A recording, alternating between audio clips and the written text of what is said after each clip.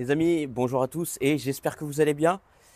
Ça faisait longtemps qu'il y a une petite vidéo où on va parler un petit peu de hi-fi et surtout, entre autres, des Vestlid. Les Vestlid V15C, voilà que j'ai depuis l'été dernier. Souviens-toi l'été dernier. Tu te rappelles, je vous les avais fait écouter là-bas dans le jardin. Depuis, j'avais pas eu vraiment l'occasion de les faire fonctionner à nouveau. Et là, je me suis dit, allez, je vais les sortir. Elles étaient dans la véranda. Tu veux dire bonjour à tout le monde, Joujou, c'est ça? Bonjour. T'es mignon, mon Tu fils. parles à qui? Bah là, je fais une vidéo pour mes abonnés. Voilà, ce sera sur YouTube. Ouais, moi je fais coucou à toi ici là. Ouais, ouais, Viens, viens. j'ai Oui, vu mon loulou. non, viens Donc là. alors les amis, les enceintes, elles étaient entreposées ici, donc vous voyez, hein, parmi toutes les autres. Et je me suis dit, il était grand temps de sortir les enceintes, de pouvoir les réécouter. Et il y a un problème qui m'était déjà arrivé, et que là, à nouveau, j'ai eu encore ce constat-là. Alors ces enceintes-là, je les aime beaucoup. C'est-à-dire qu'on a vraiment un son live. Ouais, franchement, on a un son live. Elles sont très rock and roll. Je me suis passé tout à l'heure un David Lee Roth, un album que j'aime particulièrement. Et j'ai pris beaucoup de plaisir à l'écouter. Donc là, en plus, on est en extérieur, hein. Il est où mon album? Il doit être juste là. Voilà. Hop. Donc David Lee Roth. Voilà, j'ai passé l'album. J'ai écouté plusieurs musiques. Je me suis bien fait kiffer. Autrement, j'ai passé d'autres. Papa, Oui, Joujou. c'est quoi David Liroth? Mais c'est ça, c'est l'album. C'est ce CD? Oui, c'est l'album. Oh. Et, euh, et donc, pour l'écoute avec le David Lee Roth, c'était très bon. Après, j'ai mis d'autres sons avec des graves plus charpentés. Et j'ai eu un problème. C'est-à-dire qu'au niveau de l'enceinte, donc sur la partie médium aigu, donc sur le médium est très bien, je trouve qu'il est bien retranscrit.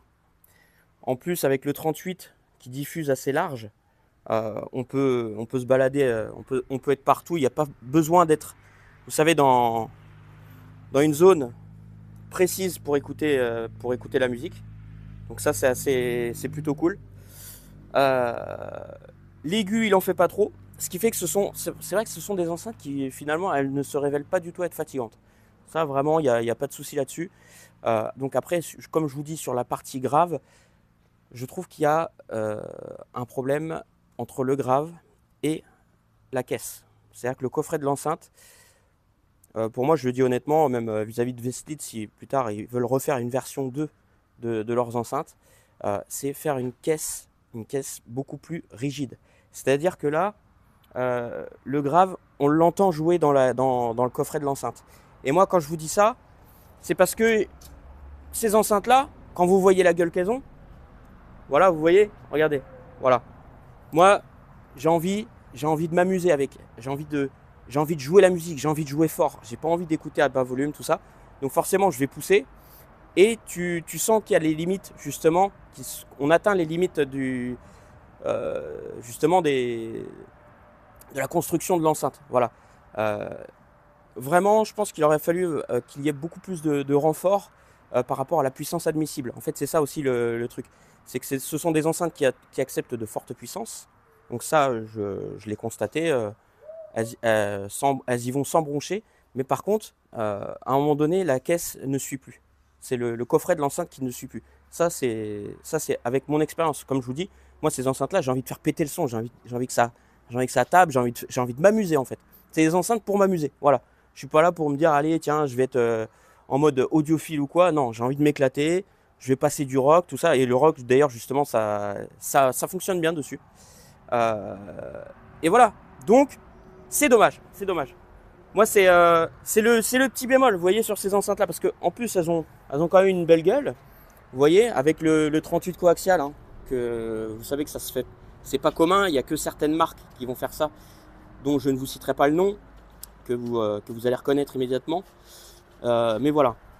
Après, de même que les vents au niveau de les vents, euh, il aurait fallu aussi, enfin je pense, limiter les bruits d'écoulement d'air. Parce que, ou mettre vous savez, de la résine bitumée, les évents, de sorte à ce que justement avec la forte puissance qu'on peut y mettre, qu'on ne va pas les entendre, on va pas les entendre en fait. Donc tout ce travail de construction d'enceinte, voilà, j'aurais attendu mieux. Parce que bon bah voilà, comme je vous dis, moi je suis là pour faire la fête avec ces enceintes-là, j'ai envie de m'éclater. Voilà. Après, en termes d'amplification, les amis, ça c'est très important, je tiens à le souligner quand même, c'est que sur l'amplification, donc là, j'ai mis le Marantz. Donc le Marantz, c'est un ampli qui est plutôt rond, hein, il a de la rondeur, voilà, son chaud, rond. C'est un ampli que j'aime beaucoup. Donc là, on est sur le Marantz PM84 MK2. Donc lui, franchement, il les emmène bien. Mais après, ce que je vous conseille, c'est de mettre un ampli plutôt sec, un ampli dynamique avec du détail. Comme ça, vous allez rattraper justement certains manques ou les bosses, la bosse du grave par exemple. Des fois, je vous dis, le grave, il va être trop présent et on va l'entendre jouer tout seul en fait. Il va jouer et le reste va être complètement étouffé. Voilà. Mais ça, je vous parle du grave quand il descend. Après, en termes de dynamique, ces enceintes-là, elles acceptent vraiment là, des fortes puissances. Des dynamiques, c'est sur je sais pas, je vais vous dire un solo de batterie. Voilà, là, ça va être très sympathique. Très sympathique. Après, qu'est-ce que je voulais vous dire d'autre? Pour l'amplification, n'hésitez pas à y mettre un ampli musclé. Même si vous voulez faire un petit combo, je vais vous dire ça comme ça. Un ampli de puissance pro de bonne qualité. Et après, derrière, vous pouvez y mettre petit préampli à tube. Voilà. Ou ampli à transistor. Mais après, ça dépend quoi. Pourquoi pas du Yamaha. J'étais en train de réfléchir par rapport au préampli que moi j'ai. Yamaha. Même j'allais dire le audio research aussi, ça pourrait être pas mal avec. Enfin voilà, de toute façon, il y a pas mal de combinaisons à faire pour pouvoir exploiter les enceintes. Donc voilà les amis, je vais continuer à me faire mes petites écoutes.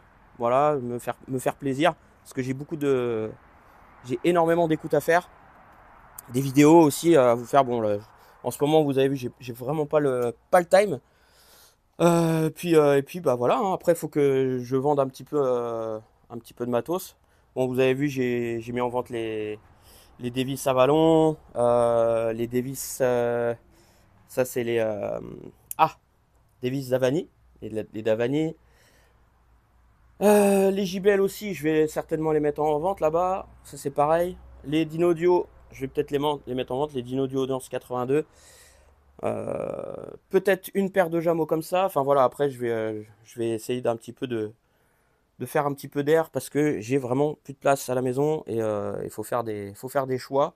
Bon après c'est des choix judicieux, hein. Pour moi ça me semble, ça me semble logique et puis voilà parce que il y a certaines paires d'enceintes que vous savez que je vais pas revendre, hein, ça c'est sûr. Comme vous voyez, hein, les tas de là-bas je vais pas les revendre. Voilà. Et puis il y a aussi les Davis Kendall aussi que j'ai mis en vente également. Et pareil, il y aura des amplis, des choses comme ça à vendre par la suite. Parce que je vais pas tout garder. J'aime bien m'amuser à pouvoir tester, écouter, et voilà. Mais après, je vais forcément être beaucoup plus sélectif dans ce que je garde ou pas. Voilà les amis. Sinon, bah écoutez, n'hésitez pas à me faire un petit retour sur les Veslead, hein. Dites-moi un petit peu qu'est-ce que vous en pensez. Est-ce que il y en a beaucoup qui les ont écoutés au salon de la hi-fi, quand elles y étaient, elles avaient eu quand même du succès. Voilà, l'écoute elle était très sympa là-bas. Et voilà. Mais bon après comme je vous dis, hein, c'est attention au niveau le niveau de puissance. Qu'est-ce que vous allez leur mettre dans les dents et voilà, c'est surtout ça qui va y jouer. Donc moi comme je vous dis, dans mon utilisation, j'ai envie de faire péter les watts avec ces enceintes-là. J'ai envie de m'amuser.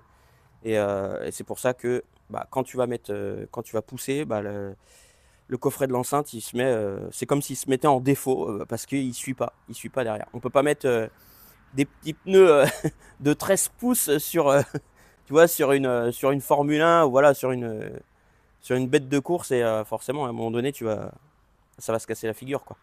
Voilà. Bon, sur ce les amis, je vous laisse. Je vous dis à très vite et prenez bien soin de vous. N'oubliez pas de vous abonner à la chaîne, de commenter et de mettre le petit pouce bleu. Allez, ciao ciao, à très vite.